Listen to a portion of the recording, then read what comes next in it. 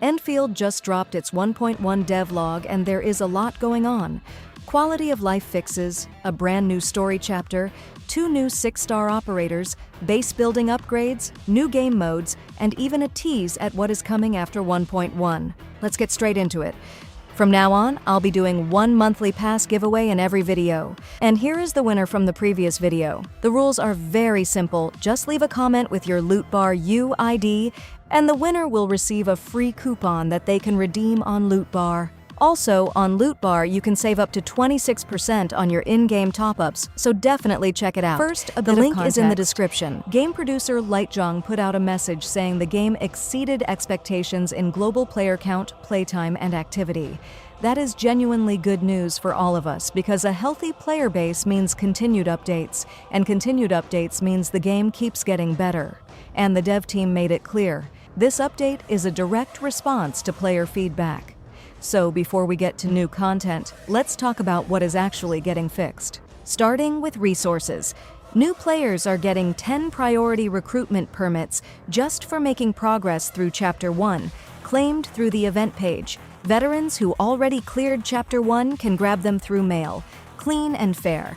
Standard recruitment permits are also getting more sources. Protocol pass leveling, supply redistribution, and etching zone. Salvage are all giving out more going forward. There is also a login event called Qingbo Ascent running right now for permits and Oro Barrel, so log in daily. Now the big one, the AIK-Quota system. This is basically a pity mechanic that activates when you pull your first 4-star, 5-star, or 6-star operator. And it is going retroactive. If you already pulled those operators before this system existed, the quota gets applied through your mail. That kind of retroactive fairness is something worth appreciating when a dev team actually does it. They are also adding a one-click option to convert excess operator tokens into quota, with a smart filter that keeps the ones you still need. On the UI and exploration side, event missions are getting labeled as area missions, so it is clearer where to go. The map will now show remaining materials at rare nodes and label unharvested sites, which sounds small but saves a lot of wandering. Mail is getting smarter too. Rare items that cannot fit in your backpack will automatically go to your depot instead of sitting locked in your inbox. For combat, full controller button remapping is coming. When you enter Protocol Dimensions, RE Crisis, or Drills, you now start with full HP and full ultimate energy, and it resets if you exit and re-enter. That removes a lot of frustration around going into tough content at a disadvantage. Red flash visibility for enemy attacks is also getting tuned, which should help a lot in faster fights. Base building is getting some love too. Energy cables now have a 100-meter buffer instead of 80. Zip lines appear on the minimap and full map, and you can now build outside the core area, which opens up a lot more creative freedom for your layout. Version 1.1 is called Waves of the Flood Carry Tears to the Source. You are going back to Qingbo Palisade, a village that looks peaceful on the surface but is hiding real threats underneath. The chapter centers on finding missing Chief Tang Tang, while tensions escalate with Wuling, involving characters like Mifu and Ardashir. The environment design sounds genuinely interesting this time around. They are using 3D structures like a great wheel and a water wheel that actually change how you move through the area. Routes shift depending on these elements. The Ancestral Spring serves as the boss hub for the chapter. There is also a lighter side story following Rossi through what is described as a secret children's kingdom adventure, giving her a chance to experience a real childhood. It is a softer story sitting alongside a heavier main narrative, and that contrast tends to work well. 2 new 6-stars are dropping in 1.1, and both have layered kits worth understanding. Tang Tang is a striker using a hand cannon with a cryo focus. Her basic attack, literally called I'll knock ya flat, hits 5 times with cryo. Her skill I Ride the Waves creates water spouts that deal continuous cryo damage and convert vortices. Her combo River to Me does piercing damage while creating a vortex, and her ultimate The Chief Sees You stuns every enemy on the field using something called Ancient Stare before ending in a massive cryo AoE. There is also a bonus effect if you dive in early during the ultimate animation. Her talents slow enemies and boost allies. She fits cleanly into cryo team compositions and handles both crowd control and damage at the same time. The demo shows her managing bosses and groups effectively. Rossi is a guardian built around physical, heat, and tech. For single target damage, her basics are heavy hits that also regen FP. Her skill, Blood Red Shadow, launches enemies and applies heat if they are vulnerable, then leaves a claw mark damage over time effect. Her combo Moment of Blazing Shadow can double cast when she has tech stacks and applies extra vulnerability. Her ultimate Razor Claw Ambush hits multiple times with heat while building stacks.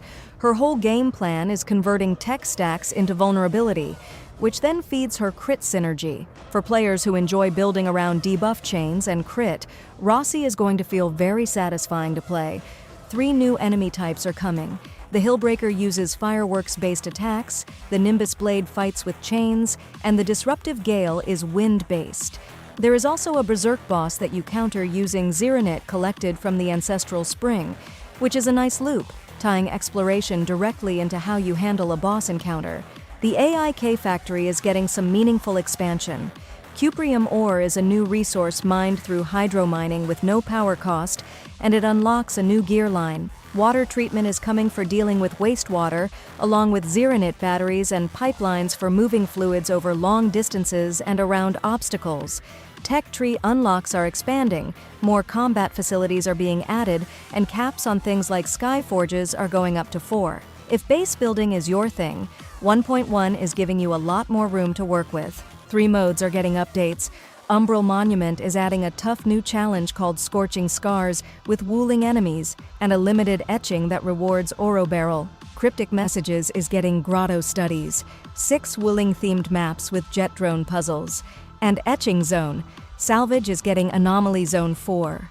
Events for 1.1 include Exploration Day for crafting dishes, Wash and Rinse where you clean up jet drone graffiti, and survival training involving explosives and extreme conditions. Good mix of chill and challenging. Tang Tang's banner is called Daughter of the River, Rossi's is Wolf Pearl. The 6-star hand cannon Bandit Call has its own weapon banner, and the sword Crimson Wolf is available through exchange.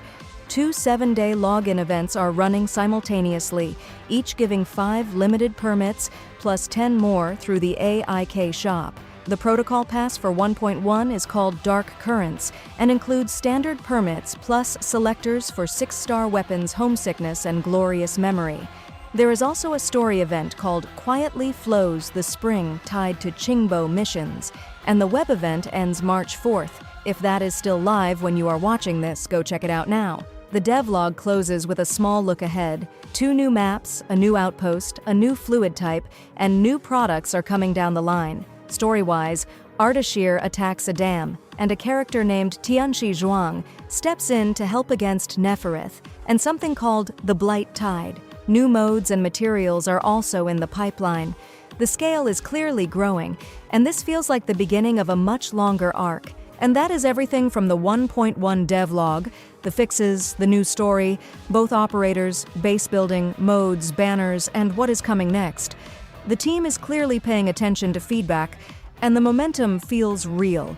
If you want to stay up to date on everything Endfield, hit subscribe so you never miss a breakdown. Drop a comment below. Are you pulling for Tang Tang, Rossi, or saving resources for later? I want to know. See you in the next one. Also, on Lootbar, you can save up to 26% on your in-game top-ups, so definitely check it out. The link is in the description.